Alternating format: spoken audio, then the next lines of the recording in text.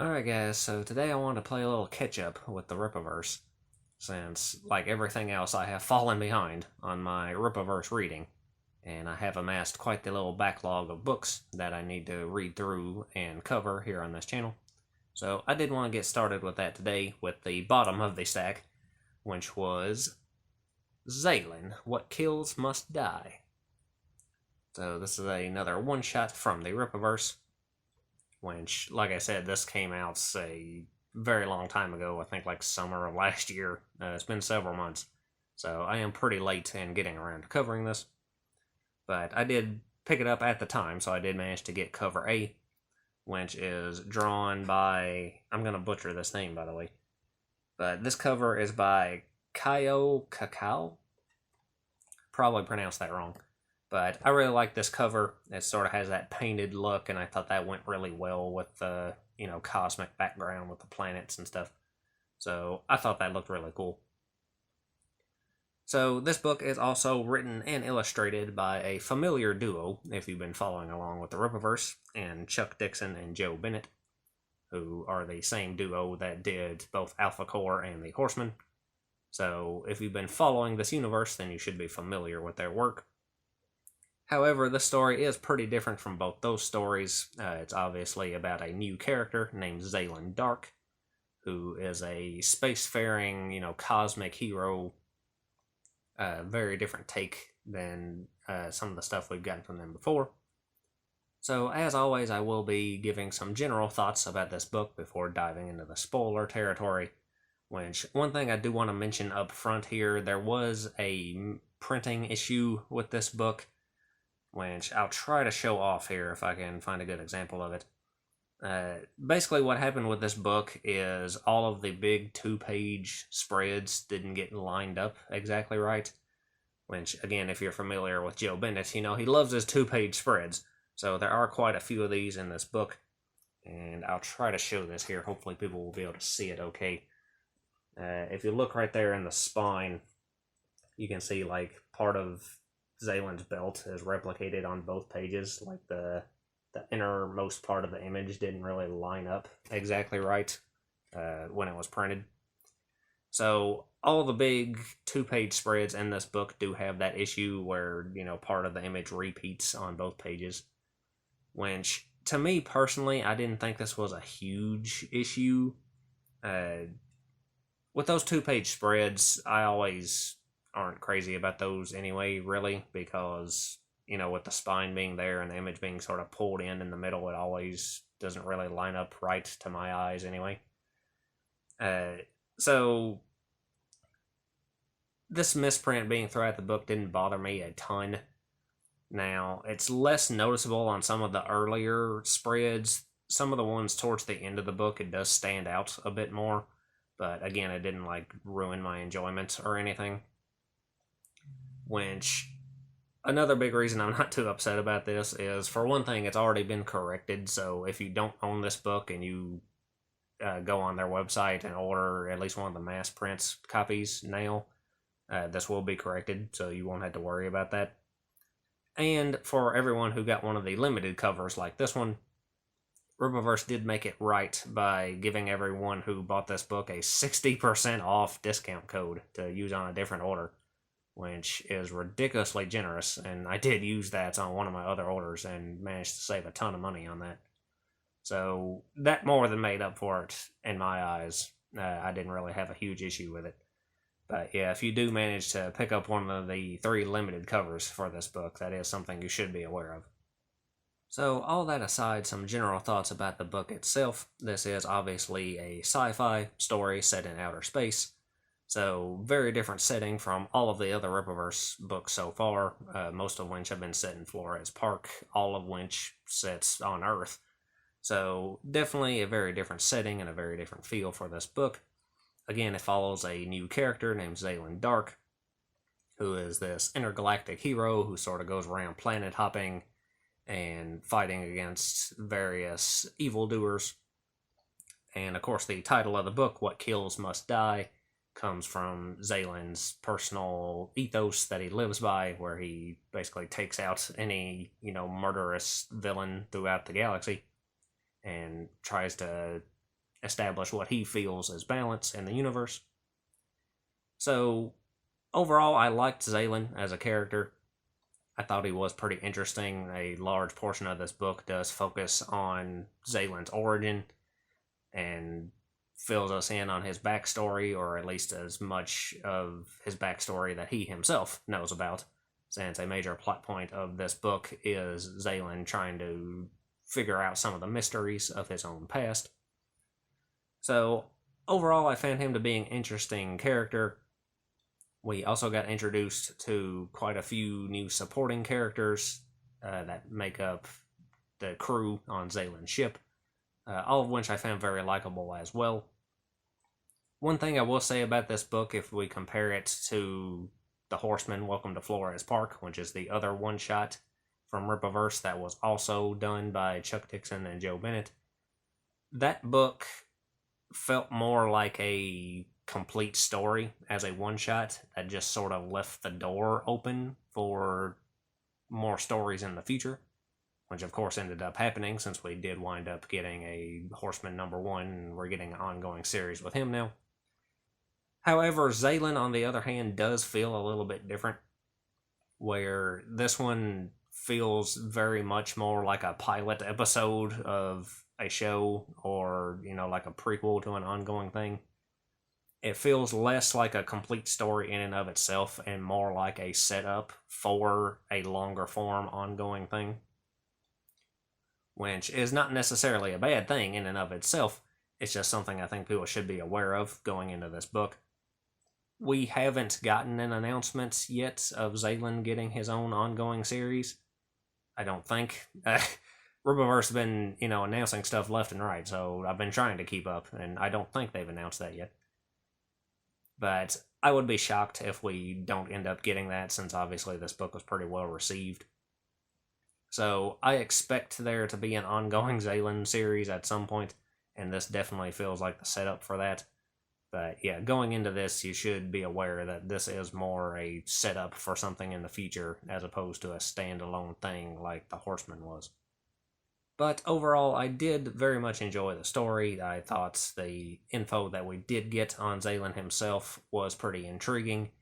I thought that the setup that we did get for the future was very interesting, and it did leave me wanting to know more about these characters and about this universe, and, wanting to see where this goes and find out more about Zalen's backstory and where he came from, and filling in all the gaps that the character himself wants to fill in as well. So, from a narrative perspective, I did enjoy it. From an artwork perspective, it is absolutely fantastic. Joe Bennett did a wonderful job with the art in this book. A lot of the character designs are fantastic as well. I like Zalen's suit. The black and gold and red color scheme I thought looked really well. All of the designs for the other alien species in this book, both the supporting characters that were helping Zalen and some of the enemy characters that Zalen fought against, all of them looked really, really cool. The spaceship designs, again, for Zalen's own ship and for some of the enemy ships, were very awesome. We got a lot of really cool, large-scale action in this book that was, a lot of giant explosions and ships being destroyed and planets, I don't want to get too into spoilers here, but, there's a lot of large-scale awesome stuff going on in this book that is visually very appealing. So, on the artwork side, this is probably one of the best books Rippaverse has put out, actually. Visually, it is just a feast for the eyes on almost every page. So, overall, if you're a fan of sci-fi stories, I think you will enjoy this book. I can recommend you picking it up. If you've never read anything from Rippaverse before, this one does feel a little bit detached from everything else, since obviously it's a vastly different setting. And I believe this is the only Rippaverse book they've ever put out that doesn't, feature an appearance from any other characters that were already established in another book. So it definitely does feel like its own thing off in its own little world. I don't expect that feeling to last, judging by the ending of this book. But yeah, at least for this one, you don't have to have any prior knowledge or anything about any of the other characters or about the universe. You can just pick this up and dive right in. And again, this does very much feel like a setup for something more coming in the future. So if you go into it with that mindset of this being sort of a prequel backstory kind of preview for a character that we're going to get fleshed out a lot more in the future, then I think you'll end up really enjoying this book overall. So with that, I do want to dive into spoiler territory here and go through the entire story of this book. So if you haven't read this yet and you don't want to be spoiled, obviously you should probably stop watching right here, so you have been warned. But anyway, this book starts off with us seeing these blue alien dudes with 4 legs that are kind of creepy looking.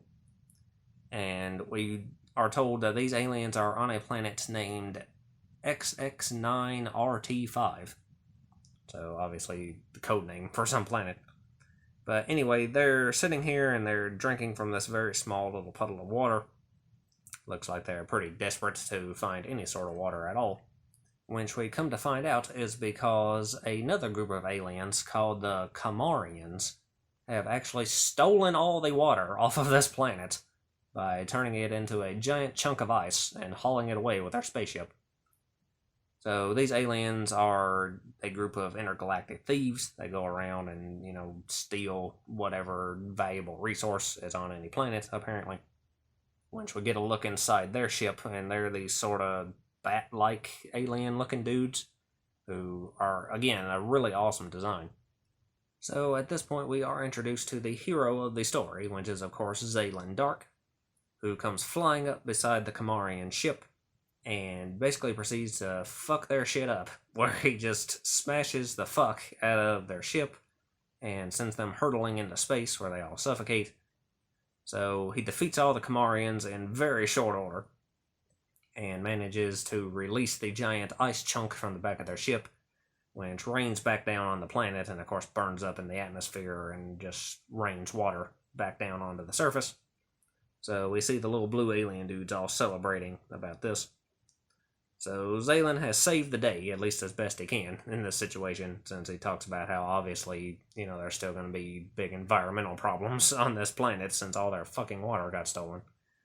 But, he managed to return it as best he could, I guess, and, dropped it back onto the planet, so they at least got a chance of surviving now.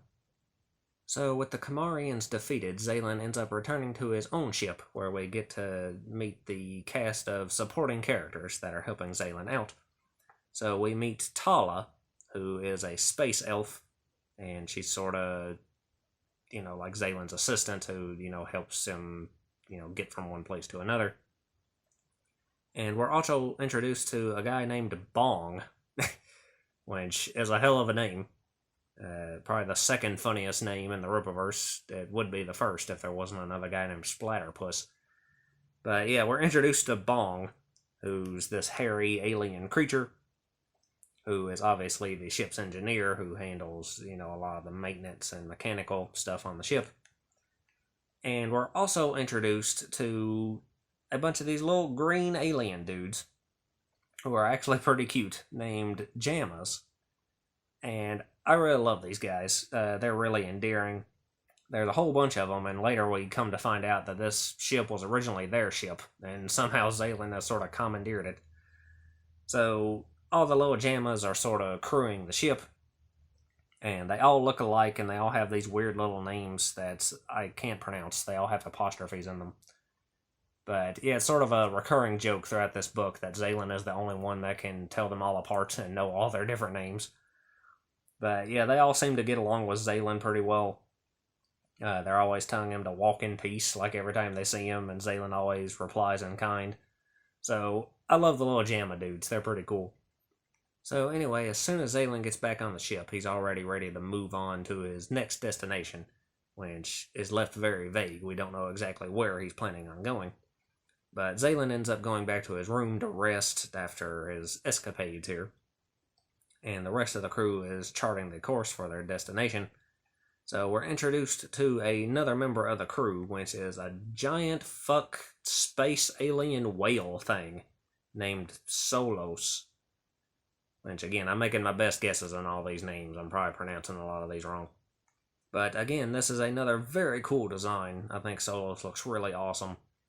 And his job is basically to be like the brains of the ship, I guess. He can basically calculate everything in his mind. So he's an incredibly intelligent space whale that's in charge of like calculating all the necessary coordinates and stuff for getting to where they're going. So Solos ends up opening a rift in space for the ship to travel through space and time in order for them to, travel the great distance across the galaxy to get to where Zalen wants them to go. So while this is going on, we see Zalen back in his room, who is dreaming or being showed a vision or something of his home planet, which is the place of his birth. But he's seeing it as it once was, where it was once teeming with life. So we see a lush jungle, and we see these weird alien pelican-looking things flying around. And Zalen is talking to what we later come to find out is like a sort of sentient AI computer program sort of thing named Aha, that is apparently also from his home planet. So we get a little glimpse into his past there, and Aha is asking Zalen if he wants to take an ion bath, which it's never really made clear what that is, but apparently that's something that Zalen has to do regularly. So anyway, while this is going on, the ship ends up receiving a transmission from General Cuoma of the Sentinel Initiative, which the Sentinel Initiative is a group that Zalen is working for that apparently deploys him to, different parts of the universe wherever a threat is acting up that he needs to take care of. So General Cuoma is one of the people in charge of this initiative, and he's trying to send a message to Tala and the Jammas, and there's a lot of interference since, they're traveling through a rift in space and all this, so they can't really receive the message like they're supposed to, but there's something going on that they want to get a hold of Zalen for. So Zalen ends up coming in about that time and finding out that they lost the transmission, and he basically doesn't seem too concerned about it. He's not really worried about what the general wanted. And he says that he's an independent contractor, and if they're displeased with how he's handling things, then, they can find someone else. So in the middle of this, we get interrupted once again by the ship having some sort of issue while it's in the rift, which Bong was actually warning Zalen about a little bit before. There was some sort of issue that needed repairing, and Zalen didn't want to take the time to repair it. So something ends up malfunctioning, and the ship actually ends up exiting the rift, going at an extremely high speed. So they're back in real space, traveling at an insane amount of speed, and are very much in danger of crashing into something now. So Zalen leaps into action to try to save the ship, and he ends up going outside and basically just grabbing hold of the fucking thing and slowing it down through force of sheer strength. So this is another example of just how ridiculously strong Zalen himself is. He's definitely one of the most powerful characters we've seen in the Rippaverse so far, if not the most powerful. So he manages to slow down the ship and save it from colliding with anything. However, the danger is not over, because the entire ship immediately ends up getting attacked by a whole swarm of these giant space alien, stingray-looking things that later we come to find out are named Cephalopterus. So again, these are really cool alien designs. Like I said, they're like giant stingrays or manta rays or something with like a big mouth in the middle that has a bunch of tentacle tongues coming out of it that have more teeth and mouths on the end of each one of them. So very creepy, very awesome design. But a whole swarm of these things are attacking the ship now. So Zalen tries to fight these off, and very shortly he is greeted by a giant Cephalopterus that is massively larger than all the other ones, since it turns out all the ones that initially attacked the ship were just babies, and this one is apparently the parent. So the giant Cephalopterus ends up attacking Zalen and, tying him up in all of his weird tentacle tongue things. And it turns out that the parent Cephalopterus is actually a sentient being, and it has some sort of telekinetic abilities. So by, tentacle fucking Zalen's mind, it's actually able to communicate with him and find out who Zalen is and where he comes from. So this is a way for them to sort of do an exposition dump for the audience and give us a little bit of Zalen's backstory in sort of a natural way. So through the mind-meld flashback we get here of Zalen's past, we do learn a little bit about where he came from. So we find out that Zalen was born or created by some weird machines on some planet. And apparently the whole planet was abandoned. There was no one else there except a bunch of machines and AI that were creating Zalen and raising him. So we get to see little kid Zalen living in, this very mechanical looking building, being raised and taught all sorts of things, and also being modified and enhanced to have super strength. And we see him in combat training where he's fighting some of the machines and stuff. So he was basically created from birth to be some sort of powerful weapon on this planet. But there was no other of his kind around. So we don't know for what purpose they were creating him for, where all the other ones like him went, who the original inhabitants of this planet even were. He's just alone on this facility, being raised by all these machines for some unknown purpose. So eventually at some point he ends up rebelling against all this in rage. So Zalen ends up smashing his way out of this facility and escaping. And of course he comes to find out that there's no one else on the planet for him to, escape to. So Zalen travels around the planet and sees that, it's basically a dead planet at this point. There's nothing living there. The environment seems to be in not very great shape. So Zalen's confused about what's going on. He thinks he's been left behind by his people or whoever, had him created or created him or whatever. So Zalen ends up swearing to find out what happened here and find his people. So he ends up leaving the planet and traveling among the stars, trying to find out any information about where the home species of his planet went, anything about his own past, anything about his own purpose. And that's basically what he's been doing his entire life, is traveling around trying to figure out why he's here and what he's meant to do. So after the Cephaloteuthis learns all this from Zalen's mind, it actually takes pity on Zalen, since I guess it's used to, traveling around through space searching for stuff. So the Cephaloteuthis and all his babies actually ends up just leaving Zalen alone. They all just fly away. So they pull Zalen back onto the ship, and they try to see if he's okay, and he immediately wants to move on to their next destination. So he's commanding everyone else to try to get the ship in working order and do any repairs needed after the attack just now. So Zalen ends up going over and he dives into the big tank thing that Solos is in so he can talk to Solos. So we get another glimpse here at our big alien whale friend. And we find out that Solos is also the last one of his species as well. So whatever planet he came from, apparently his entire species has been wiped out somehow or another as well. So Zalen ends up giving Solos some coordinates that are apparently for his home planet. So we find out where Zalen wants to go after all this time. He wants to go to the planet that he was born on. So Solos talks about how long it's been since they've been there, and, Zalen doesn't even know if the planet even still exists at this point. But he talks about how there's 2 big oceans on that planet, and, Solos is looking forward to being able to get out and swim in the waters of those oceans. So then we get to see the little Jammas working in their little mech suits repairing the ship, and Bong and Tala are talking about where their next destination is, and of course they determine that it is Zalen's home planet, which is apparently called Hadrian 4.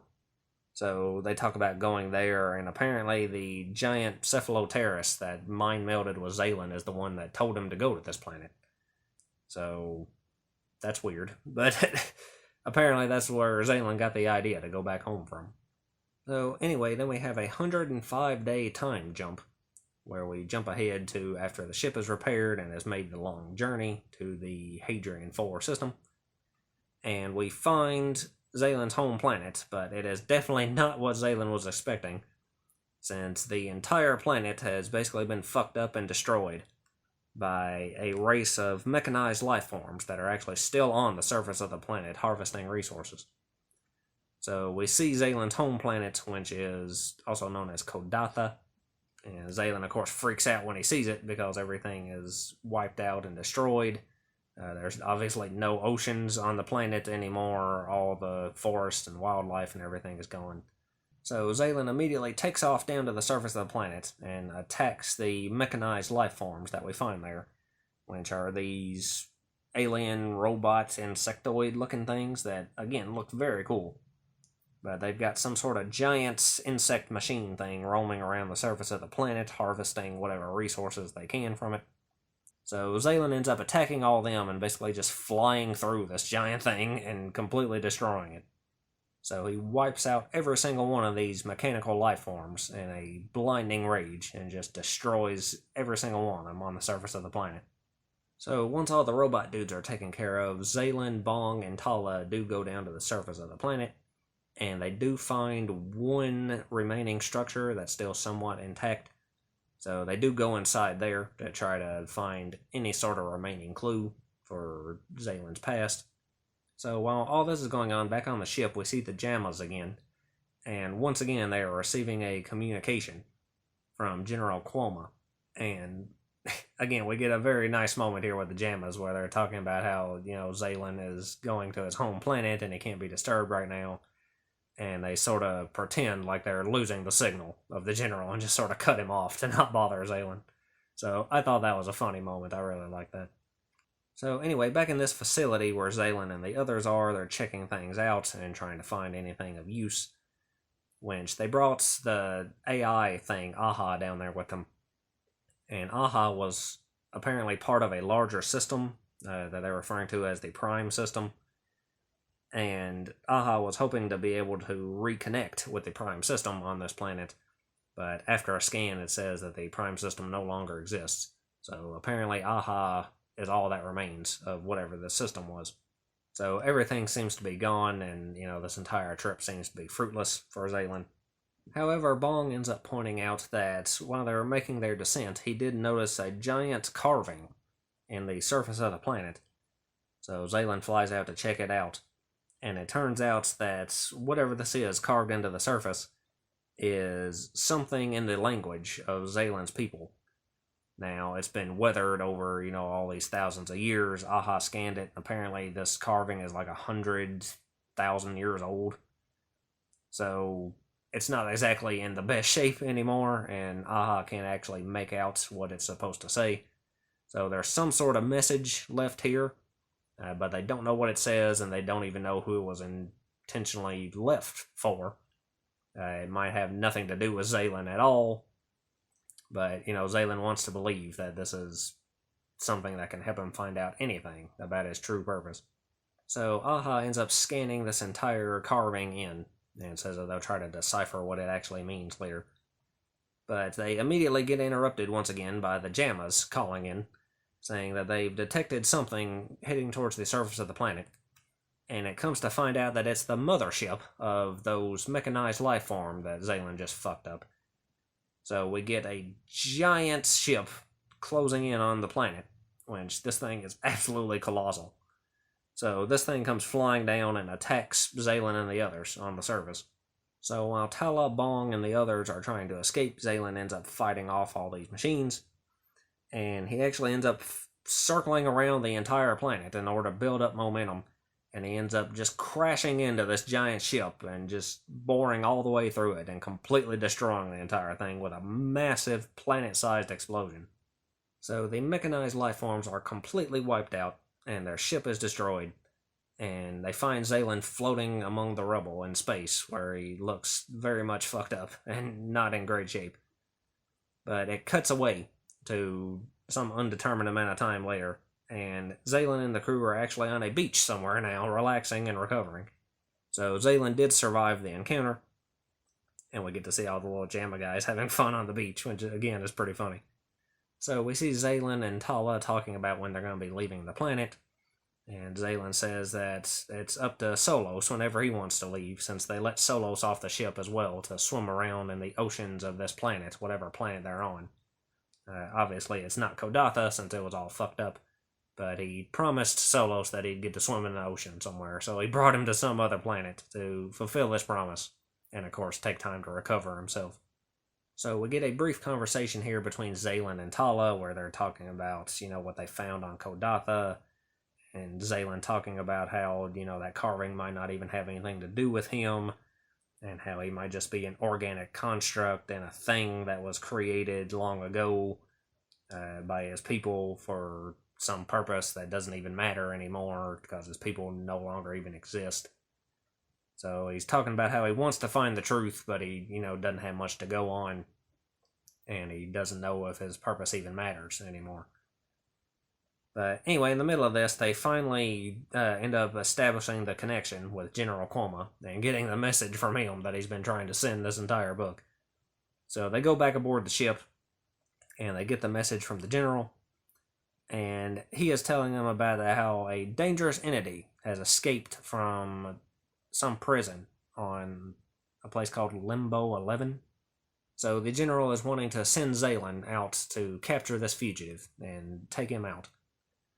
So Zalen ends up asking where he is, and, they give a description of the planet that this thing has fled to, and they talk about how it's the third planet from its sun, and it's mostly covered in water, and it has 8 billion, greater apes on the planet. So, obviously, it sounds very much like they're talking about Earth here.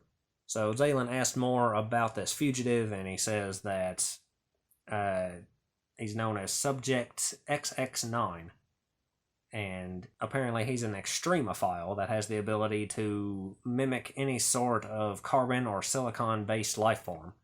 So he seems to be some sort of shapeshifter that has escaped to this planet and managed to blend in with its population. However, he does bring up an image on the screen of what this species' natural state looks like, which they don't actually show in this book. It just shows everyone's reaction to it, which it causes some of the Jammas to start vomiting, and, Bong and Tala are freaking out, and Zalen is just kind of standing there looking at it like he doesn't even give a shit. So that was kind of funny, too. So, whatever this Subject XX9 is, it's apparently some really hideous thing that can shapeshift into any other form. So, Zalen ends up taking up the job and agrees to go hunt down this fugitive. So, he has Solos set a course for this planet, and he asks, what's the name of this planet? And this part actually initially threw me for a little bit of a loop here because Bong talks about the planet, and I was expecting him to, say it's Earth, based on the description. But he says that it's named Darati, and then he calls it Jord, and then on the last page he calls it Telos. Which at first that kind of confused me, but I actually looked up all those words, and it turns out that all those words are different words in different languages for Earth. So I was right. It was, in fact, Earth that this entity has gone to. So that means Zalen and his crew is headed towards Earth to hunt down this shape-shifting fugitive. So yeah, overall, like I said, I did very much enjoy this book. I did very much like Zalen as a character as well. I thought his backstory, or what we got of it, was interesting. The fact that he, was raised for some mysterious purpose by some mysterious people, that he has no idea where they went or what happened to them. There's a lot of intrigue in that story, a lot of mystery there that can, definitely be a long-term story in the Rippaverse going forward. So finding out more about Zalen is definitely something I want to do in the future. Hopefully he does get his own, ongoing series at some point so we can dive into that fully. But I thought Zalen as a character was interesting. He's obviously, like I said, very powerful. We don't really know the extent of his abilities. We know that he's not completely unlimited since, when he gets into these big fights, he does seem to get drained afterwards, and he does need time to recover. But he is obviously meant to be this extremely powerful being, and, being able to potentially see the full extent of his strength in the future is something else that I can definitely look forward to. So it'll be cool to see where they go with that. Obviously, he's on his way to Earth now, so I expect he's going to be interacting with a lot of the other Rippaverse characters.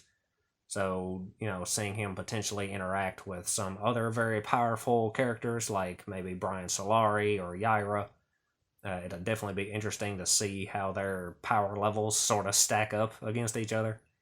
So that's definitely something to look forward to as well. I very much liked all the supporting cast in this book, especially the Jammas. I think the Jammas are probably my favorite parts of this book.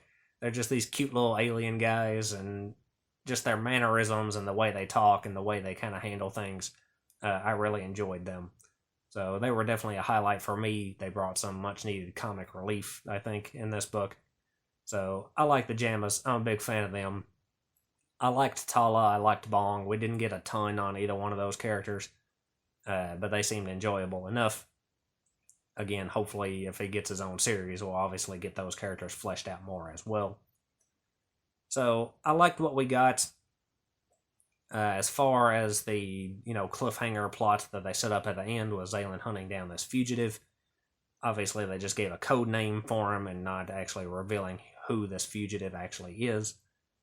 So it's a mystery where that's going to go. It could just be a new character that we haven't seen before. If it is someone else that we are familiar with, I thought possibly it could be Dokumon initially, since we haven't really seen what Dokumon looks like fully either, since he's always wearing a cloak. So perhaps he is this entity that has escaped, and we know that he's coming to Earth as well. And he's supposed to be a very big threat, so, needing someone with the power of Zalen to go after him could potentially make sense. So that was my initial thought, was Dokumon. If it's nothing to do with him, the part where he mentioned being a shapeshifter actually reminded me of Zeno from the Great War of Separation, which obviously that story takes place a few years before the other stories in the Rippaverse. So I don't know what happens to Zeno as far as the end of that story, if he's even still alive at this point in the timeline. Which, Zalen was traveling through time and space, so we might get a little timey-wimey with this anyway. But yeah, I don't know if that could line up potentially as far as the timeline goes. But Zeno did cross my mind as well as potentially being the identity of this fugitive. So it'd definitely be interesting to see where that goes as well. And again, I don't know if Zalen's going to get his own book where they focus on this, or if this is going to be addressed in, some of the other ongoing series. If Zalen shows up and we get an arc of him teaming up with maybe one of our other heroes to hunt down whoever this fugitive ends up being. So there's a tons of different ways that this could go, and it'd definitely be interesting to see how it plays out. But yeah, overall, I did very much enjoy this book. If I had to nitpick a little, just to give a few negatives, some of the action scenes in this book did leave me wanting a little bit. Since, we got Zalen, we got this extremely powerful character, we get showed through the action scenes that, he has an incredible amount of strength and everything. But we didn't get a lot of, up close and personal viewing of this strength. Most of his big feats were very quick, I guess, for lack of a better term. When he fights the Kamarians at the beginning of the story, he just rips like a cannon off of their ship and takes all of them out very quickly. And then all the other fights is basically him just flying through ships and blowing them up in one, zoom through. So we didn't get to see him, go hand to hand, really, with any of the enemies in this story. Which, again, all the enemies did kind of just feel like fodder. They were given very little screen time and wiped out as quickly as they showed up, basically. So they all had really cool designs, but we didn't really get to, see a lot of the villains or get a more up-close and personal look of Zalen's fighting abilities, which I really would have liked to got a little bit more in this book. The big large-scale explosions and everything showing off Zalen's, the scale of his power and all that was very impressive.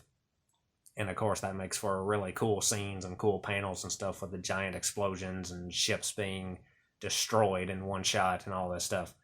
But I would have liked to have got a better feel for what Zalen can actually do in combat other than just flying through shit and exploding it. So I wish we got a little bit more in that regard. Again, hopefully that's something that we can get in the future. But yeah, overall, I did very much enjoy this.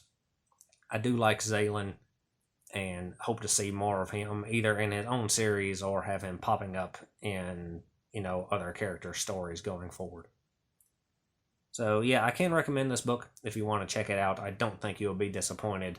I have yet to be disappointed in anything from Chuck Dixon and Joe Bennett. Which, if I had to rate their 3 books, I probably would put this one at the bottom, which sounds bad, but it's actually not, because, I did very much like this. It's just I feel like I did like Alpha Core and especially Horseman a little bit more than this one. But yeah, that was my thoughts on Zalen, What Kills Must Die. So I have many, many more Rippaverse videos I need to be getting to now. Next up, I'm actually not sure what the next one I'm going to be covering is. I'm trying to do them in release order, but I can't remember off the top of my head. I'll have to consult my stack. I want to say that the next thing was ISOM number 3, but I'm not 100% sure. I also didn't necessarily receive these books in release order, since I ordered some of them together and things didn't ship until everything was ready and all that. But yeah, anyway, I think it's ISOM 3 up next, but whatever it is, I've got several more Rippaverse videos lined up and ready to go. So until then, I guess that's all I got to say. So lots of luck to you and yours.